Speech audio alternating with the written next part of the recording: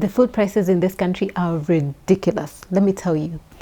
But today I'm going to show you step by step how I've been planning my meals for the month of May so that I use less money and more effectively.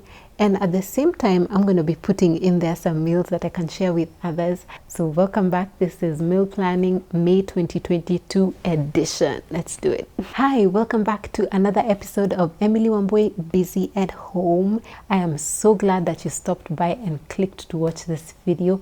And if you're new here, karibu sana. Very welcome. My name is Em and I help you around the kitchen to organize your life so that your family eats healthy and delicious meals every day of the month.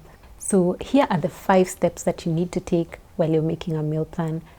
The first thing is to look at your calendar and to make sure that you are ready for any events that are coming up. I have guests on the 4th and I also need to plan for extra meals for pregnant moms in our church. So I have that written down. Step number 2 is to note down everything that you have, from your fridge to the pantry to the freezer to everywhere that you place your food, so that you're not buying what you already have. So first of all, I've already written down everything that I already have in my fridge, my freezer, and my cupboard, and any other place. And now I know I have an idea of what I need to add when I go shopping. Step number 3 is to note down all the meals that you want your family to eat at a given month. Meal planning should be suited to your family needs. Then for the next page, I've already written down all the meals that we want to have for this month. And on the side here, I've written down the number of meals that I can get. The ones that I have 4 times, that means that we're going to have at least 1 meal every week of those things. And then I've also indicated which ones are vegetarian.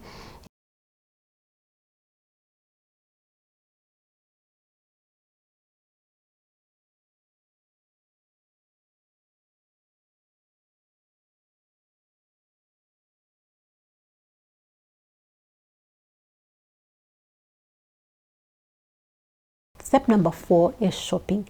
Make sure that you have a shopping list before you go shopping. Okay, write down everything that you need to buy so that you're not buying in excess. Now I need to write down a shopping list, so let's do that.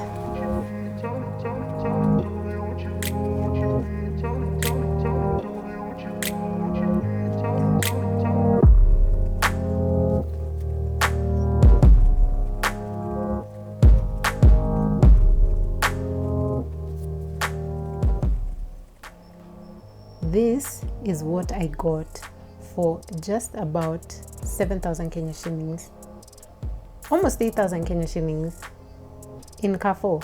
Let me show you what I got for, I think, March of this month. But for some of these things, I am pretty sure I'm going to have to go back. Some of these things I already have stocked, and so I'm just adding. Other things I am going to add towards the end of the month. This is a shell pasta, and I'm going to use that for, I think, 2 meals.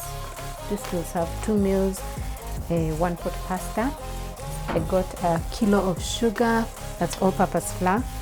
I'm going to use this for chapati and cornbread. This is maize meal. I already have this, so you could restock too. That's for ugali. I bought some jam, just adding on to that.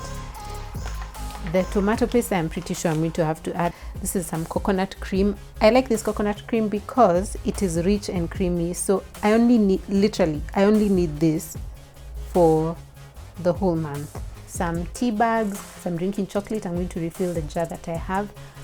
I only buy like a little drinking chocolate because it's only my almost 2-year-old daughter who takes this. So this will be enough for her for the rest of the month. Then I got some soap cubes, some margarine, noodles. Then I got oats because my daughter loves oats and my husband as well. Some salt, also restocking. So canola oil is definitely going to be cheaper at this point in time than the other oil. So this is what I got. It's a soup pack. Yeah, it's a carcass. So I'm going to make a soup with this. I had not anticipated, but then when I saw the price, I was like, excuse me, we can make some chicken soup with this and this will be delicious. And then the rest of the bowls sijui tutafanya nini nazo, but yeah, I got that. I had not planned for this, but the price, it carried me. But the rest of the chicken, I want to try City Market in town and see their prices. So this is just part of my budget for the chicken. And then I got some mincemeat because mincemeat goes a long way. I got some digestive biscuits. I also go to the market that's nearest to me, so I don't buy at Mama Soko's because Mama Soko's tend to be a bit more expensive. So when you go to a larger market, you're able to get better prices. So the closest market to me is at Banana, and here are some of the things that I got. This should last me for the next 2 weeks or even more, but I always go back to the market in between the month just to make sure the food in my fridge stays fresher for longer. And if you haven't already, check out that video where I show you how to store your vegetables so that they last you at least 2 weeks. Imagine. So right here I got this tomato, this whole bunch here of tomatoes, about 200 bob. I feel like they were a bit more expensive. Then I got 2 zucchinis. These were going for 20 bob. Usually for this amount, for 40 bob I'd have a lot more zucchini, but this is just a restock. I already have some more in the fridge. And then I also got some bananas for making matoke. All this was for 100 shillings. Not so bad. Then I got bananas, and my family has devoured this thing, yani, but it was a much bigger bunch. So all the bananas that I got were about 130, including this one, but this was going for 80 shillings for that whole bunch. So expensive. For this bowl of peas, I paid 140 shillings. Ouch. And then I got some tangerines. Someone selling tangerines. All this I got for 100 shillings. I bought this maize for they're like about 6 of them, and I got all that for 150. Then I got a bunch of dania, 2 bunches for 20 bob. Ouch. This cauliflower here was going for 70 shillings. Usually I get this for 50 bob. Then 2 cabbages here for 40 bob. Usually I get them for 30 shillings. This one's are 40 shillings each.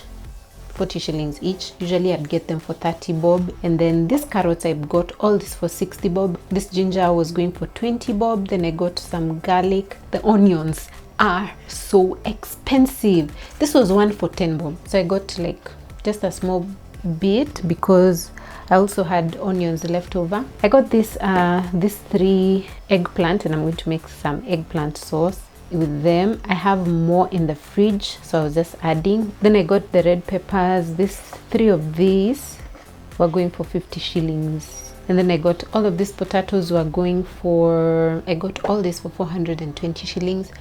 And then I got ngwashe for 50 bob, like this. Let me show you. These 3, those 3 were for 50 shillings. And then I also got some lettuce, but it's already washed and taken apart, but like this whole bunch was like 50 shillings.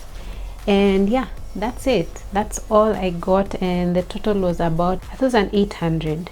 Hey, if you're enjoying this kind of content, chances are your friends and family might too. So consider sharing this video with your loved ones. Sharing is caring, right? Also, I really want to get to 1,000 subscribers, you guys. I really do. And I would love it if you would help me tell somebody to tell somebody else. Step number 5 is to take your meal plan and place it in a place where you can see it every single day, so that before the day begins, you already know what the meals are going to be for that day. One of my favorite financial advisors is called Dave Ramsey, and one of the things that he says is that food is one of the easiest budget categories to overspend on. So try meal planning.